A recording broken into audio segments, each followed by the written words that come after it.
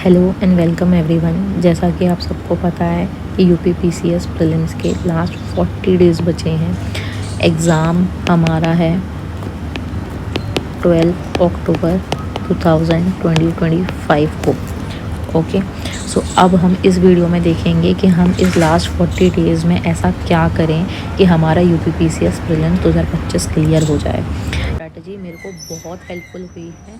सो अगर आप इस स्ट्रैटेजी पे स्टिक करेंगे और इंटेंसिव पढ़ाई करेंगे, दैट इज़ 10 से 12 घंटे की डेली पढ़ाई करेंगे, तो आपका यूपीपीसीएस प्रीलिम्स क्लियर हो जाएगा। That is my guarantee to you if you follow this. Okay, तो अब let's get start to this 40 days plan. तो हम इस 40 डेज़ को स्टार्ट कर रहे हैं 1 सितंबर से and this will and on 10 अक्टूबर तक। ओके, ये जो दो डेज़ हैं लास्ट 2 डेज़ ये हमारे होंगे रेस्ट के। ठीक है, इसमें हम रेस्ट करेंगे। बहुत लोगों को अपने अपने सेंटर जाना पड़ेगा, तो उसके वजह से भी दिक्कत होगी, ट्रैवलिंग होगी, तो इसमें हम बहुत ही कम पढ़ेंगे। ओके, तो ये रेस्ट के होंगे।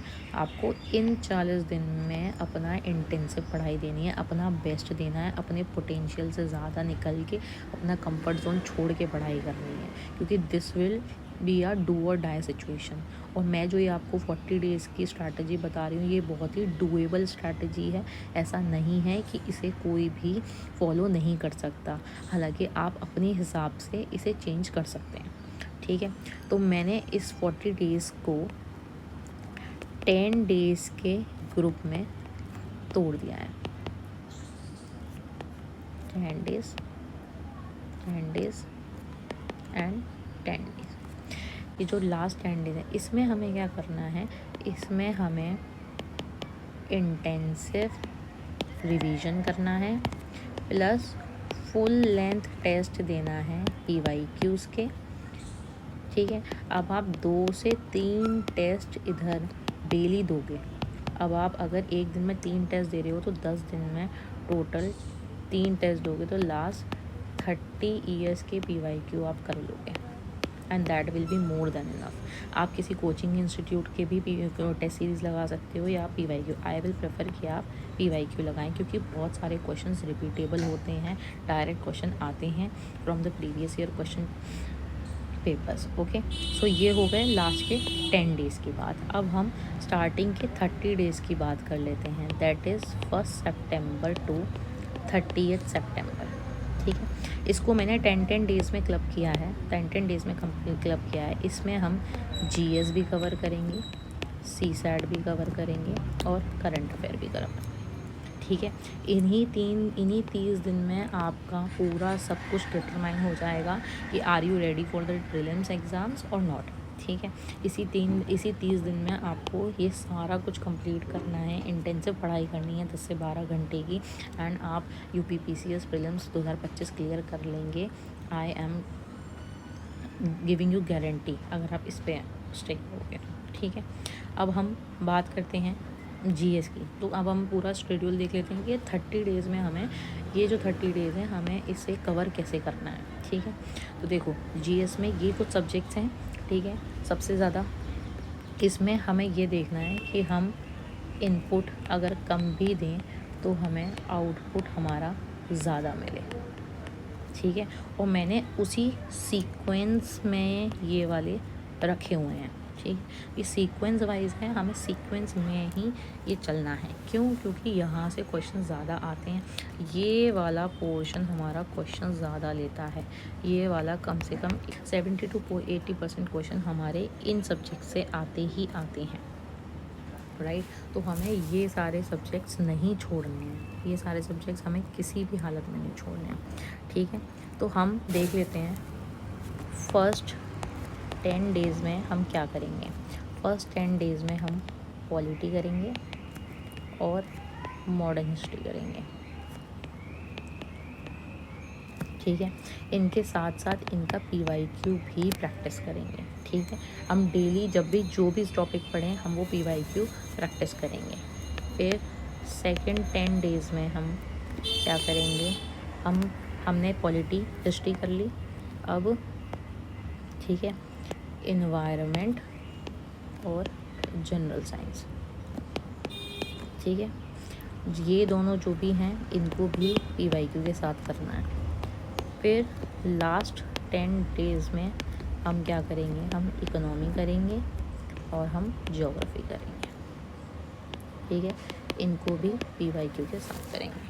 अब हर सबको पता है कि पॉलिटी के लिए सब लोग लक्ष्मीकांत पढ़ते हैं। हिस्ट्री में अब बहुत लोग ये सोच रहे होंगे कि मैंने इसमें बहुत सारी चीज़ें छोड़ दी, जैसे एंशियंट मिडीवल।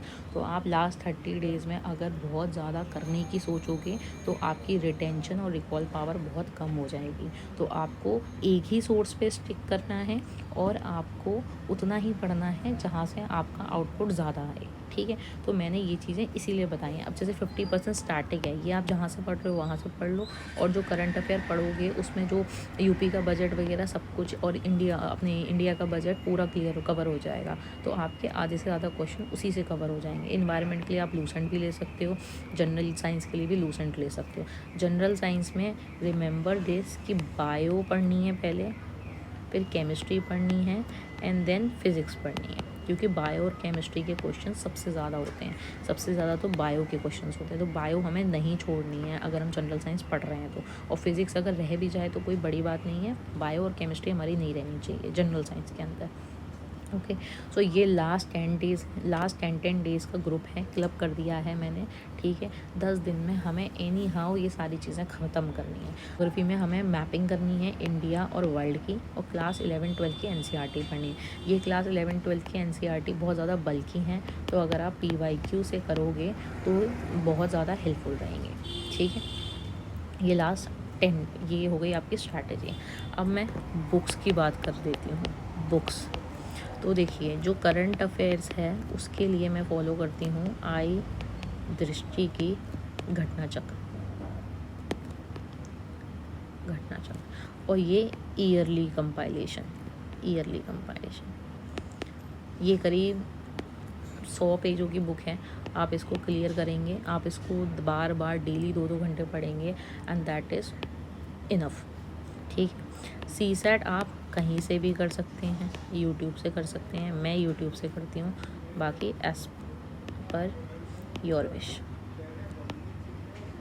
ठीक है, और GS के लिए मैं चुनती हूँ एक पूर्वावलोकन की बुक आती है हर सब्जेक्ट की, उसके अंदर स्टैटिक पोर्शन भी होता है और उसके अंदर PYQ भी होते हैं। This book is very great, very very very great book for the UPPCS।